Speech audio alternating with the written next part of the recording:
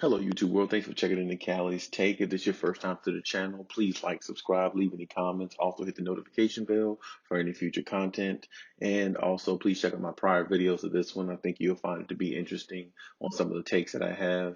And hope you enjoy the take that I'm about to give you now. We asked why nobody believes in the Clippers. It's not the fact that we don't believe in the Clippers because they're not good enough. We just don't believe in the Clippers as a fan base in the community or a fan base in general because of their deficiencies that are so very obvious. You have not a real point guard. You have at best two good backup point guards in Reggie Jackson and Patrick Beverley. And then on top of that, you're looking at the team where the second so-called superstar, which got a big payday this offseason, over 180 plus million, and Paul George is not reliable. So when you take those things into account for any team out there, they're probably not going to be looked at as the best team in the league. And the harsh truth is about the Clippers is, why should we believe in you if you haven't given us nothing to believe in or no hope? And they haven't given us any hope. If they would have lost last year in the playoffs, let's say they lost to the Lakers, 4-2, something like that, would have been a little bit different because it just, would have just proved they're not a better team than the Lakers. But losing to the Nuggets is a team they should have beaten, and it was just, an embarrassment for them as an organization, which pretty much their whole organization has been that way since day one, which I really, really found, the situation being a bad idea or a bad situation for Kawhi Leonard to go into, because with Kawhi Leonard being a Finals MVP just the previous year before, it looks really bad on him, to make a choice to go to a team like the Clippers and they don't show up the way they did. And, they did a lot of talking in the bubble, before the bubble, especially the Patrick Beverleys and all those type players, did a lot of talking, and it didn't pan out well for them. And I'm not going to sit here and dwell on last year too much because, there's no need to do that. We're in a new season. But at the same time, they're just, when you look at them, you wonder, are they just good enough or not? Because it's like, even when you look at some of their games, it's like, unless they correct the point guard issue, it's the same thing over and over again. They find themselves in a lot of games, of course, because they do have a really good team, but within the last 3 to 5 minutes of the fourth quarter, they go scoreless at times, or they look like a discombobulated offensive team, at times. The three-pointer is not falling for them. They don't know how to score. And they don't get the ball to Kawhi Leonard enough, I think, for him to feel like he needs to be aggressive to take over these games.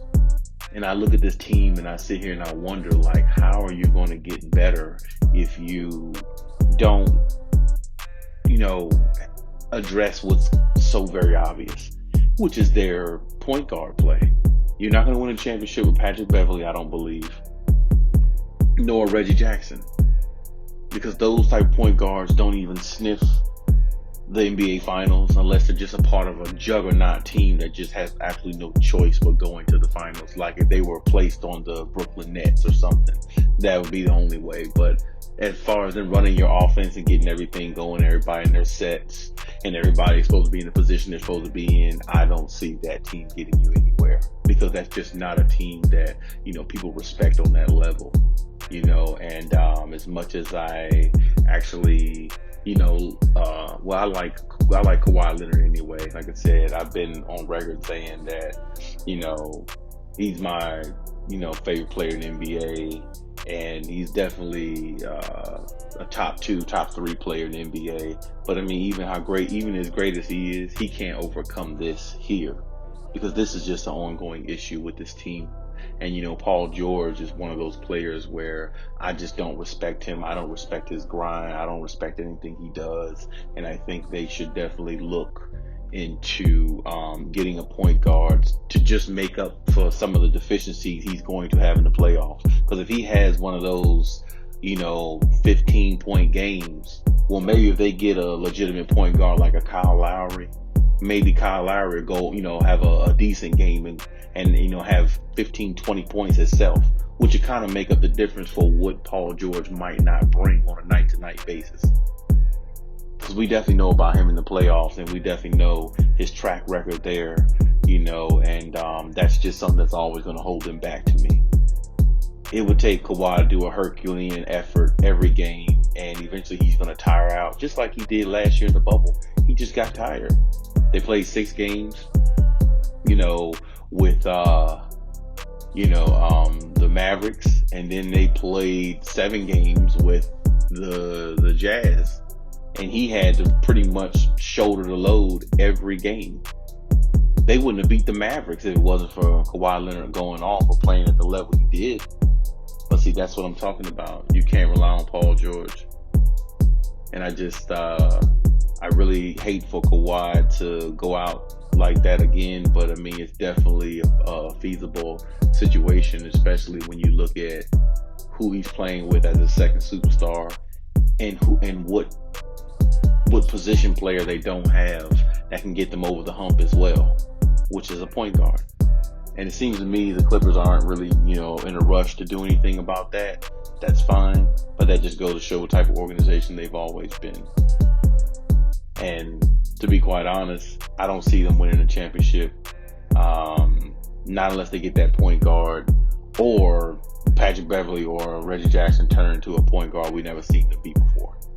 So with that being said, that's my take on it. Please leave any comments in the comment section about your take and what you think. And hey, till next time.